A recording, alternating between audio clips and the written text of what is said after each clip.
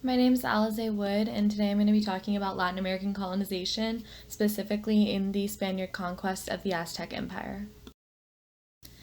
So, for my introduction to the Spanish.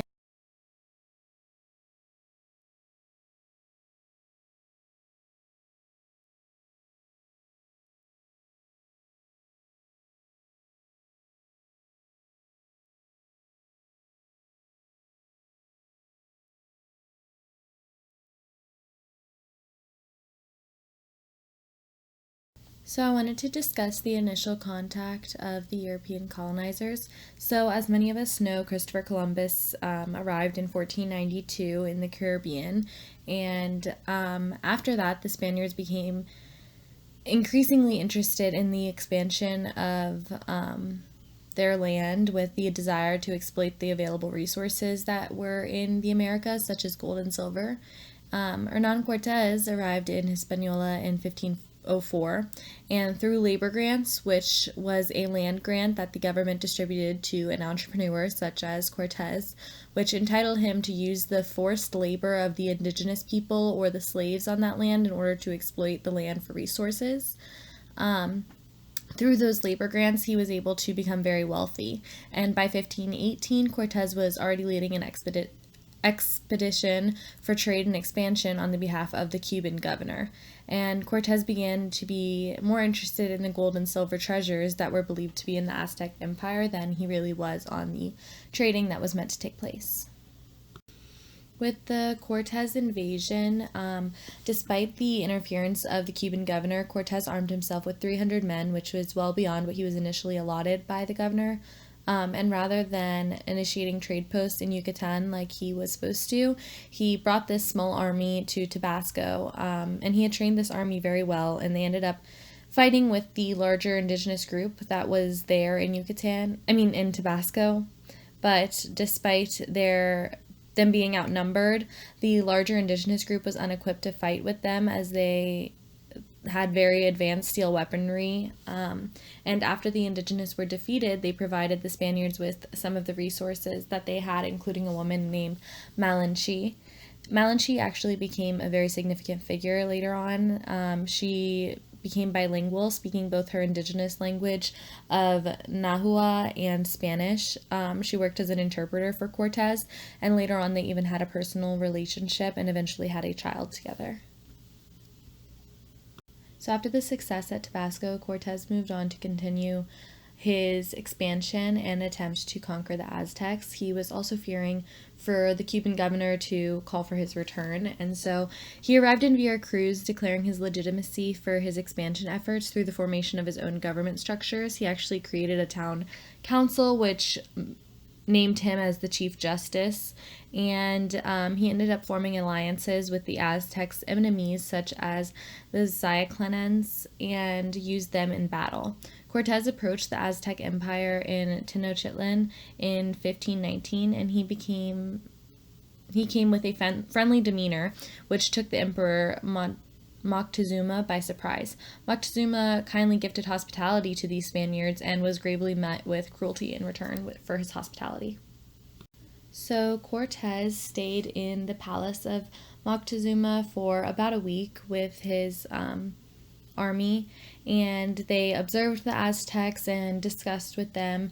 And eventually, Cortez subjected the emperor to house arrest and put him under hostage. With the help of his interpreter Malinche, the two controlled the indigenous population through manipulation, and they used Moctezuma as a puppet to control the indigenous people. Cortez was other preoccupied and called back to Cuba to defeat the troops that were warranting his arrest. And while he was gone in Tenochtitlan, his army had slaughtered many of the Aztecs, especially the nobles that resided there. And following this, the indigenous people retaliated and killed 200 Spaniards as well as the Emperor Moctezuma, as they felt very betrayed by him and the manipulation that had happened when Cortez was in power.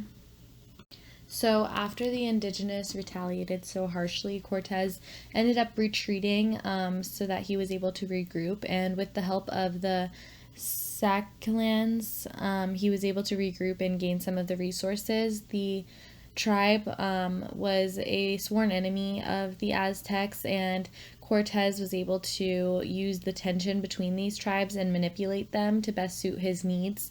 And so he used this tribe to his advantage in order to attack the Aztecs with full force without the risk of his own soldiers' lives. And then Cortez set forth on the Aztecs a second time, armed with 2,000 of his own Spaniard soldiers and around 50,000 indigenous soldiers that he had acclimated through negotiations with these enemy tribes. So, armed with the thousands of soldiers that Cortez was able to bring into his army, full conquest was eventually achieved. Within months, the soldiers that arrived in the Aztec capital really caused it to be in shambles. They had a grave lack of resources, including water and food, and there was a desecrating disease inflicted upon the population through the Europeans.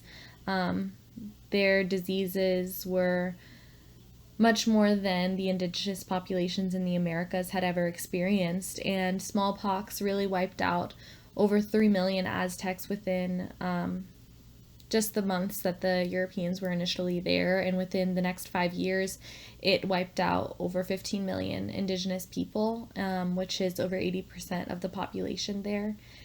So by August of 1521, the Spaniards arrived with their allied troops and wiped the entire city of the precious treasures of silvers and golds and took the last emperor hostage, killing him nearly 4 years later.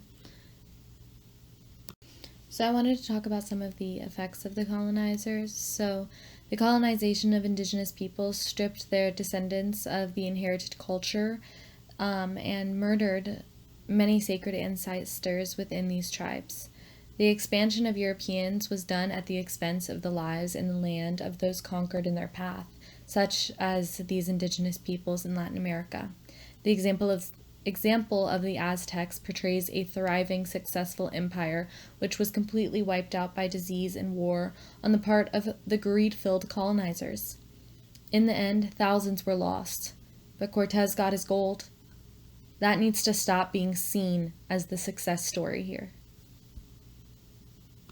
My conclusion for the Spaniards' colonization of the Aztec Empire is that the colonial philosophy is that of greed and the idea that a man can achieve a measure of comfort by having people of even lower status working for him.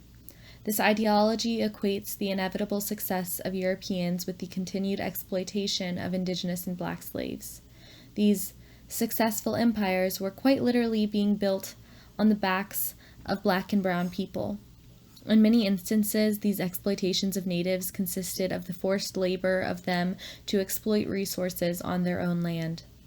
Colonialism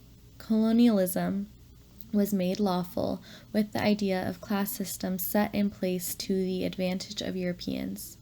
Colonialism allowed a system of government to be set in place that overruled the indigenous customs and was solely a means of giving power and dominance to the European colonizers, so that they could justify the continued taking of indigenous land.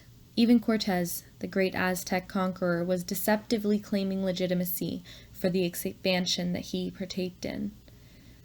Who is to decide who is legitimate to what land?